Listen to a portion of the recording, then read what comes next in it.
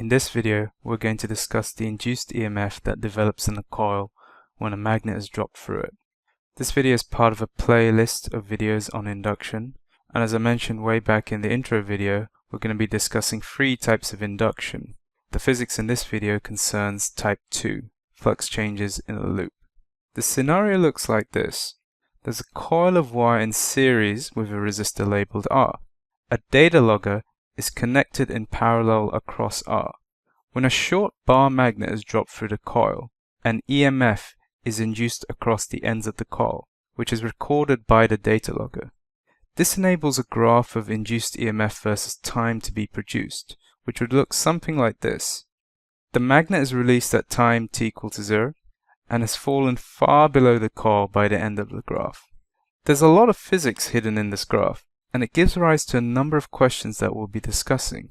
Namely, why did the peak and the trough develop? Why is the induced EMF equal to 0 for an instant between 0.2 and 0.3 seconds?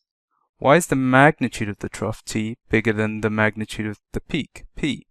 What about the acceleration of the magnet? Does it accelerate at g throughout?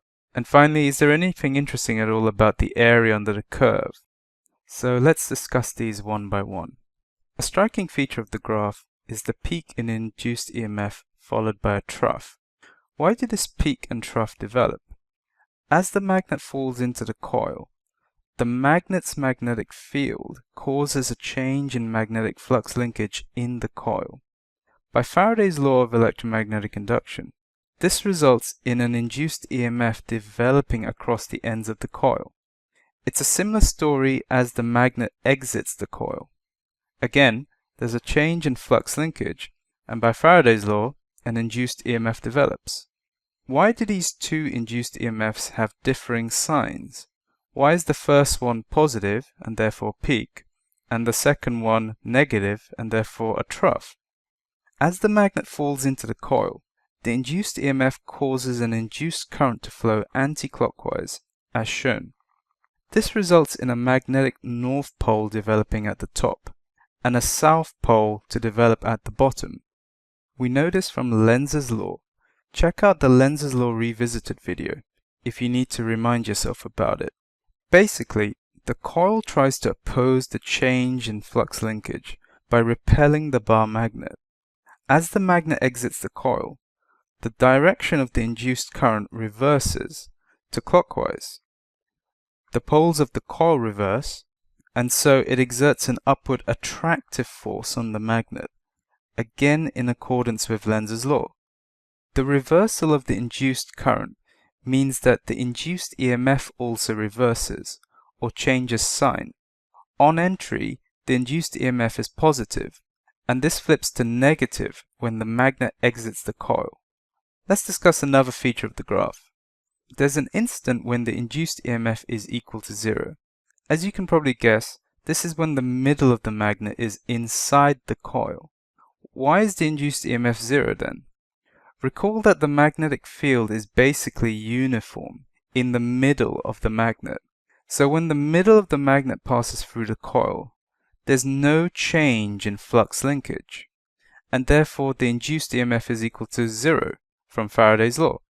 For further discussion about this point, check out the first worked example from a previous video in the induction playlist. Returning to the peak and trough, I pointed out that the magnitude of the trough is bigger than that of the peak. What's the reason for this? As the magnet falls, it accelerates. By the time it exits the coil, it's traveling faster than when it enters the coil. Notice that the width of the trough is smaller than that of the peak. It takes less time for the magnet to exit than to enter the coil. Therefore, the rate of change of flux linkage is greater when the magnet exits than when it enters the coil, leading to a greater induced EMF. In other words, for the same magnitude of change in flux linkage, the fact that delta t is smaller on exit means that the size of the induced EMF is greater on exit. We'll later justify the statement that the magnitudes of changes in flux linkage are the same for entry and exit. The next question is, Does the magnet accelerate at g throughout? Pause the video and have a think about this. At the moment of release, and shortly thereafter, the magnet accelerates at g. Let's assume negligible air resistance to keep things simple. As the magnet approaches the coil, the top of the coil becomes a north pole and thus repels the magnet. This upward repulsive force means that the acceleration of the magnet is less than g. Similarly, on exit, the coil exerts an upward attractive force on the magnet, again making the acceleration less than g. When the induced EMF is equal to 0 momentarily, there is for that moment no induced current and therefore no magnetic field generated by the coil. At this instant, the only force acting on the magnet is its weight, and so its acceleration is equal to g. Finally, what, if anything, can we say about the area under the curve? Looking at the areas between the peak and trough and the time axis, the two areas seem similar in size. However, we have no reason at present to think that they should be the same.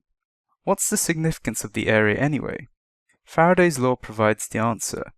Rearranging it, we see that the induced EMF multiplied by delta t is equal to minus the change in flux linkage. This means that an area, such as the thin, almost rectangular strip shown, is equal to minus the change in flux linkage over the short period of time delta t. Adding up many of these strips simply represents the negative change in flux linkage over the longer period of time. In particular, the total area under the graph is equal to minus the total change in flux linkage from the beginning to the end. So n phi t equal to 0.4, that represents the flux linkage at the end, so at 0.4 seconds, while n times phi t equal to 0, that represents the flux linkage at the start, the initial flux linkage at t equal to 0. So this thing here in brackets here simply represents the change in flux linkage between the end and the start. And here, to go to the line below, we've just multiplied through by -1. I've put area in inverted commas since the area can of course be negative. Now for those of you who are familiar with integration, this total area is nothing but the integral of the induced EMF from 0 to 0.4 seconds. If you don't know about this, don't worry about it, it's not essential to follow along. Can we deduce anything about the flux linkage at the start and end? Well, if the magnet starts far above the coil, there's virtually zero magnetic field at the coil, and so the initial flux linkage is 0. Similarly, if the magnet finishes well below the coil, again, we can assume that the magnetic field is 0 at the coil, and that the end flux linkage is equal to 0 as well. This means that the total area under the curve is 0. Our initial hunch was correct. The areas under the peak and trough are equal in magnitude and opposite in sign, and so cancel out each other. The change in flux linkage as the magnet enters the coil is equal and opposite to the change in flux linkage as the magnet leaves the coil.